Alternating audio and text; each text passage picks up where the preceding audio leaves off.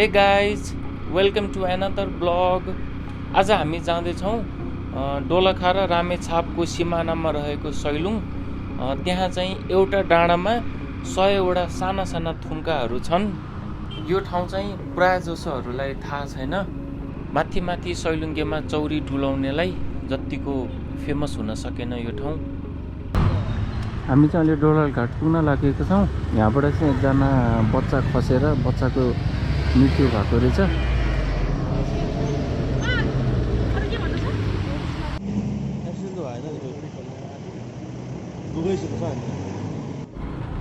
सानो मिस्टेकले हेर त्यो सानो बाबुको ज्यान गयो।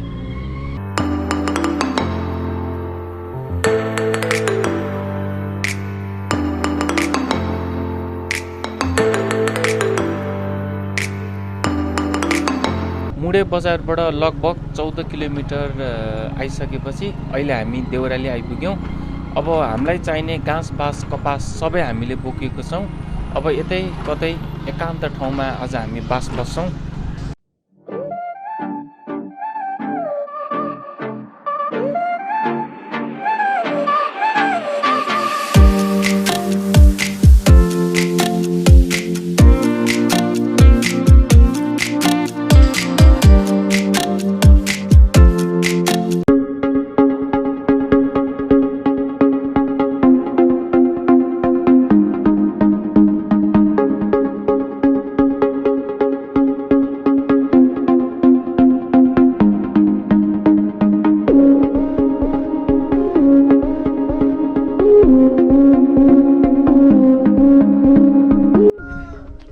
ढुङ्गे है गाइज, हामी अहिले ढुङ्गेमा आइपुग्यौँ है।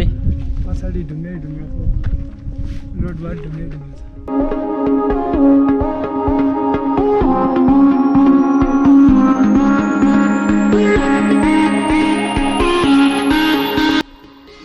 हामीले देखिरहेको तलको बजार चाहिँ ढुङ्गे बजार।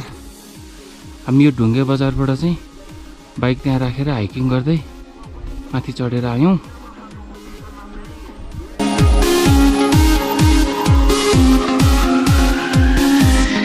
कालपानीमा अहिले होटल खोलेछ एउटा दुइटा, अब पछि ठुलो होटल खोल्नै भएको छ। अब यहाँ अब अहिले सोलिङ गरेर बर्खामा अब कालपानीसम्म आउन सकिन्छ तपाईँहरूले। अनि कालोपानीबाट चाहिँ कति घन्टा हिँड्नुपर्छ सैलुङ पुग्न?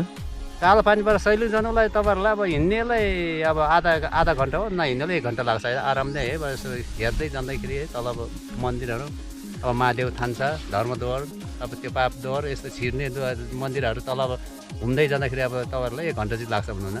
म चाहिँ सैलुङमा अब माथि सैलुङको त्यो अब हिमालको अब त्यो थुङ्गा 100वटा थुङ्गा छ। त्यसैको लागि अब त्यसकै चर्चितमा आएको छ। पहिला अब त्यसको केही मान्यता थिएन। अब अहिले अब माथि भ्यू टावर एउटा बनेको छ। अब एउटा क्षेत्रमा बनिनु बाँकी छ। त्यहाँदेखि पछि अब राम्रै हुन्छ तपाईँ है। अब भर्खर सुरु हुँदैछ है। पहिलेको हेरेर धेरै अब सुविधा छ। अब घुम्न आउने यस्तो टुरिस्टहरूको लागि बिजोग हुँदैन। अब होटल खोल्दैछ ठाउँ उतापट्टिबाट आयो, उता अब रामेछापट्टिबाट आयो भने सुविस्तै छ, यता दोलखाबाट आयो भने सुविस्तै छ है। दुवैपट्टि अब त्यति तक्लिफ हुँदैन तपाईँ घुम्ने आउनेलाई। पहिले जस्तो दुःख पाउला भन्ने छैन है। अहिले सुविस्ता छ सबै। अब बत्ती आएको छ अब खोलाखरासम्म, यहाँमा अब कालपानीसम्म बत्ती छ है। हामी चाहिँ अहिले तल ढुङ्गेबाट माथि उक्लिँदैछौँ र हामी अहिले कालोपानी आइपुग्न लाग्यो। अब हामीले चाहिँ यहाँबाट सैलुङको डाँडाहरू पनि देख्यौँ। सानो सानो डाँडाहरू यहाँबाट हामीले देखिरहेछौँ। ओ त्यहाँ माथि चाहिँ अब क्यामेरामा चाहिँ देखेको छ कि छैन। हामी चाहिँ अहिले कालोपानी आइपुग्यौँ। अब यो कालोपानीमा चाहिँ पुरा बजार होला भन्ठानेको जम्मा 2टा घर रहेछ ल। अब पानी पाउने ठाउँ पनि यही, लास्ट स्टेसन पनि यही रहेछ। यहाँबाट उता चाहिँ पानीहरू केही नपाइने रहेछ। आमा हजुर, हाम्रो यो कालोपानीमा बसेको के कस्तो छ? खाएको सुतेको बसेको 500 छ नानी, एकजनाको 500 मात्रै लिन्छ। अनि मासुको त यसो प्लेटको हिसाब भन्छ, त्यो सधैँ हुन्न। कहिले काहीँ यसो भेट्ने बेलामा उनीहरूले किनेर खान्छ कुखुरा। हजुर, खजेर ल्याउँछ। यहाँ सधैँ हुन्न। अब मासु पसल भयो सधैँ हुन्न। ए हो है। हस् हस्।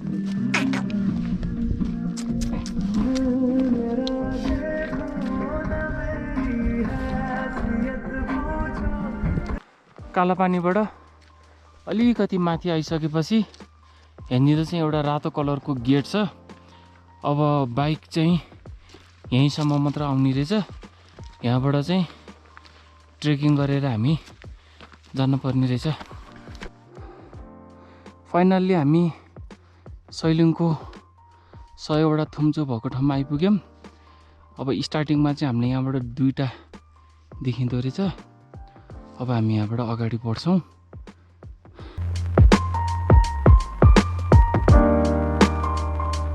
अब हामी चाहिँ अहिले यो सैलुङको भ्यू टावर चढ्दैछौँ। अब त्यसै त यो हाइट, त्यही माथि हाइट माथि पनि भ्यू टावर। अब यहाँबाट कस्तो सिनहरू देखिन्छ अब हामी माथि गएर तपाईँहरूलाई देखाउँछौँ है त। ल हामी चाहिँ अब भ्यू टावर चढ्दैछौँ।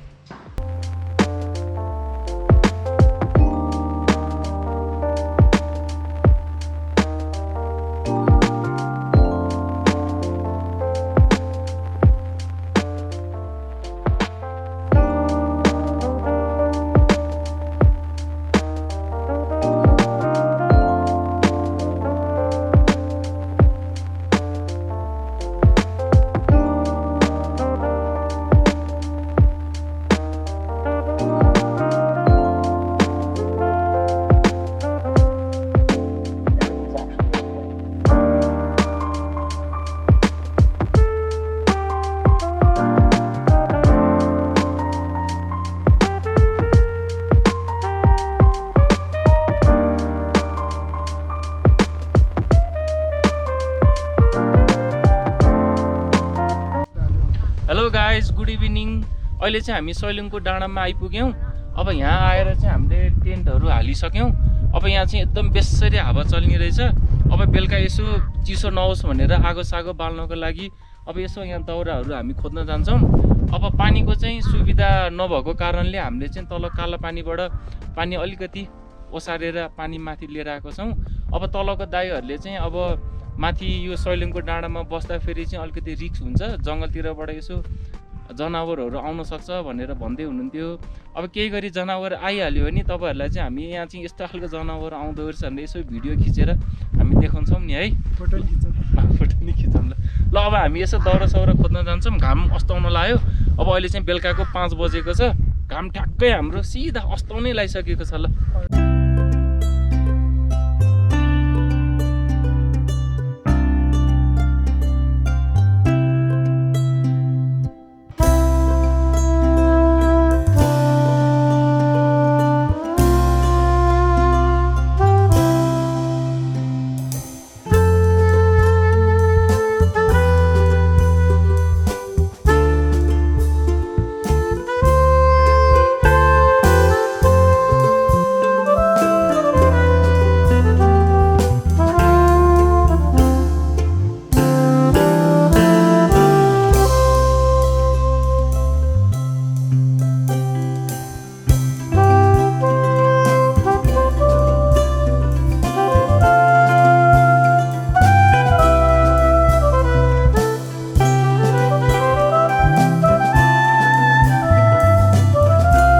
निक्लेछ त्यो रङ्गला छ है। र बिचमा त्यो गङ्गटा छ। अन्त त्यो गङ्गटा चाहिँ अब बाघले अब खानु खोज्दाखेरि गाईलाई खानु खोज्दा त्यो गङ्गटा बिचमा निक्ल्यो। त्यसो गर्दा अब त्यो गाईलाई खानु पाएन पहिले सत्यजुगमा। त्यसो हुँदा अन्त अहिले चाहिँ त्यो अब अहिलेको पहिले सत्यजुगमा त उनीहरू त अब भगवानको पालामा त अब त्यो बाघ र अब त्यो गाई अब गङ्गटा उनीहरू भगवान जस्तै छ नि। त्यति बेला गाई अब त्यो अब गङ्गरङ्ग हुँदाखेरि अब बिचमा गङ्गटा निक्लिदियो, त्यहाँ खानु पाएन है। अन्त यता अब बाघ पनि त्यही सिलो पल्ट्यो, त्यो अलग भयो। अब गङ्गटा त्यहीँ बिचमा ढुङ्गामा बनिहाल्यो त्यो गाई। अन्त बन्ने बस्यो, अब सिलो त्यहीँ बस्यो नि पहिले गर्ने त्यहीँ अलग भयो उनीहरू।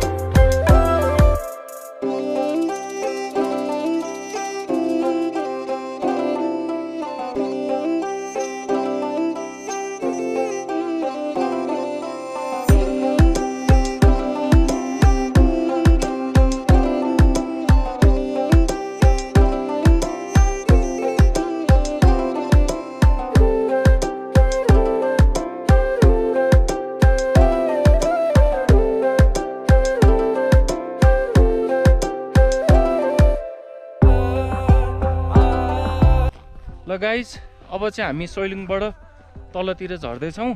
अब तल एउटा महादेवको मन्दिर छ अरे। अब हामी त्यो मन्दिरमा गएर अनि त्यहाँबाट चाहिँ सिधै आज हामी ढुङ्गेमा गएर बस्छौँ। ल अब चाहिँ हामी महादेवको गुफा जाँदैछौँ है।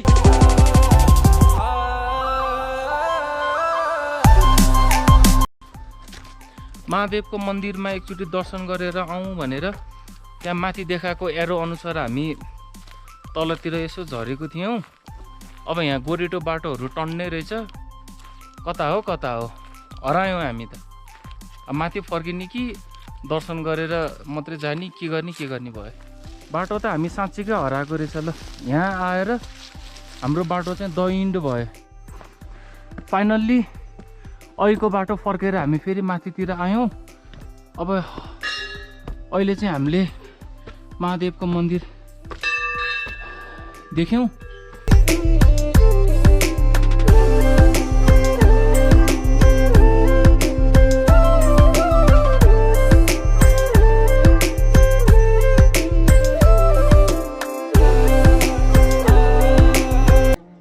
अब हाम्रो सुदीप चाहिँ यो गुफाबाट बाहिर निस्किँदैछ।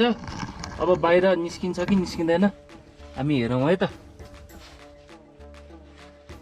महादेवको गुफा भनेको चाहिँ यही हो, धर्मद्वार।